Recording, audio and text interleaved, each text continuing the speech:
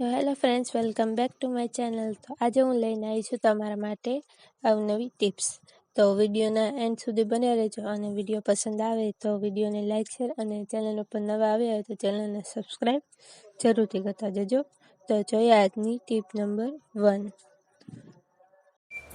તો next tip મારી આપણી જે સુકડી હોય છે એના માટેની છે. તો ઘણી વખત થાય છે એવું કે આપણે કોઈ પણ જે કચરો ભરતા હોઈએ ત્યારે ઘણી વખત જે ભીનો કચરો હોય છે એ પણ આપણે ભરવાનો આવતો હોય છે. તો ભીનો કચરો જે છે એ આપણે આ સુકડી વડે ભરીએ તો આપણી જે સુકડી છે એકદમ ગંદી થાય છે. તો આપણે શું કરવાનું કે સૌથી પહેલાં તો આ જે સુકડી હોય છે એની ઉપર આપણે જે પ્લાસ્ટિક બેગ હોય છે, પ્લાસ્ટિકની જે થેલી હોય છે એ આપણે આવી રીતે પહેરાવી દેવાની.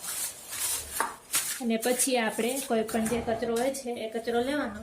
ભીનો હોય જે કચરો એ આપણે ભરવો હોય તો આપણે સૌથી પહેલાં આવી રીતે આ જે કચરો છે એને આવી રીતે સુકડીમાં લઈ લેવાનો.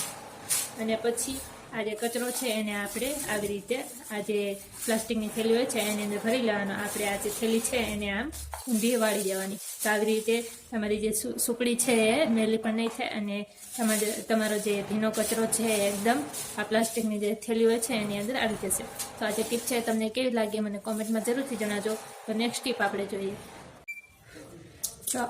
તો આજની મારી સૌથી પહેલી ટીપ જે આપણા મેલા દાંતિયા હોય છે એના માટેની છે. તો આપણે ઘણા લોકો જે હોય છે આ દાંતિયા જે હોય છે એને જે કપડાં ધોવાનો પાવડર હોય છે એના વડે સાફ કરતા હોય છે. તો આપણે એવું નથી કરવાનું, કારણ કે કપડાં ધોવાના પાવડરથી આપણે જે દાંતિયા હોય છે એને સાફ કરીએ તો એની અંદર થોડો ઘણો જે પાવડર હોય છે એ રહી જતો હોય છે અને આપણે જો એનાથી વાળ ઓળાઈએ તો આપણા વાળને પણ સાઈડ ઇફેક્ટ થાય છે.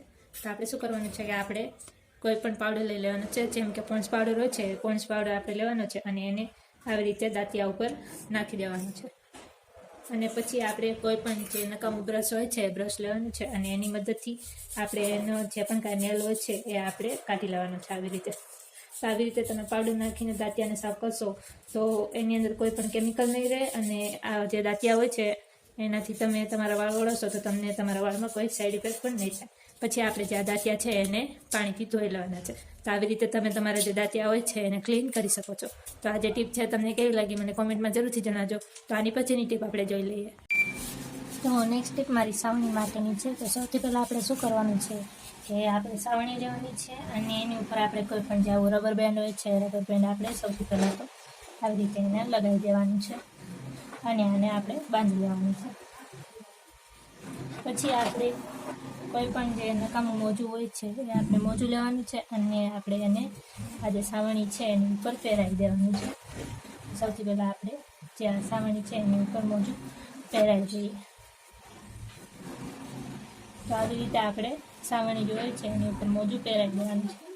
પછી આપણે જે આ સાવણી છે એને પાણીથી આપણે એને પલાળવાની છે. આ જે મોજું છે એને આપણે થોડુંક પલાળી દેવાનું છે આવી રીતે. તો આ જે છાવણીને આપણે મોજું પહેરાવી એને આપણે ક્યાં યુઝ કરી શકીએ એ હું તમને જણાવું. તો આ જે છાવણી છે એને આપણે આપણા ઘરની જે દિવાલો હોય છે એને સાફ કરવા માટે યુઝ કરી શકીએ છીએ.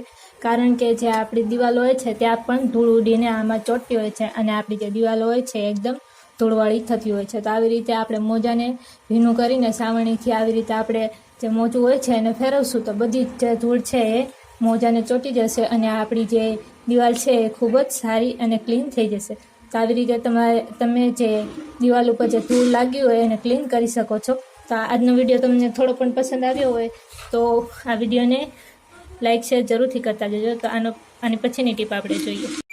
તો નેક્સ્ટ ટીપ મારી આપણા જે ગ્લાસ હોય છે એના માટેની છે. તો ઘણી વખત એવું થાય છે કે આપણા જે ગ્લાસ હોય છે આવી રીતે ચોંટી જતા હોય છે, ઇઝીલી નીકળતા નથી અને ખૂબ પ્રયત્ન કરવા છતાં પણ એ નીકળતા નથી, ખૂબ જ એ ચોંટી જાય છે. તો એના માટે આપણે શું કરવાનું છે કે આપણે સૌથી પહેલાં તો આપણો જે ગેસ હોય છે એને આપણે ચાલુ કરી લેવાનો છે અને પછી આ ગેસ ઉપર આપણે જે બંને ગ્લાસ છે એને થોડાક આવી રીતે ગરમ કરવાના છે. થોડી વાર ગરમ કર્યા પછી આપણે જે આ ગ્લાસ છે એને આવી રીતે જે ઠંડુ પાણી હોય છે એની અંદર મૂકી દેવાના છે અને પછી તમે જે આ ગ્લાસ છે એને કાઢશો તો એ એકદમ ઇઝીલી નીકળી જશે. આવી રીતે એકદમ ઇઝીલી આપણા જે ગ્લાસ છે નીકળી જશે. તો જ્યારે પણ તમારા ગ્લાસ આવી રીતે ચોંટી જાય, જોઈન્ટ થઈ જાય તો તમે આવી રીતે જે ગ્લાસ હોય છે એને નોખા પાડી શકો છો. તો આ જે ટીપ છે તમને કેવી લાગી મને કોમેન્ટમાં જરૂરથી જણાવજો અને ટીપ પસંદ આવી તો ચેનલને સબસ્ક્રાઈબ જરૂરથી કરતા જજો. તો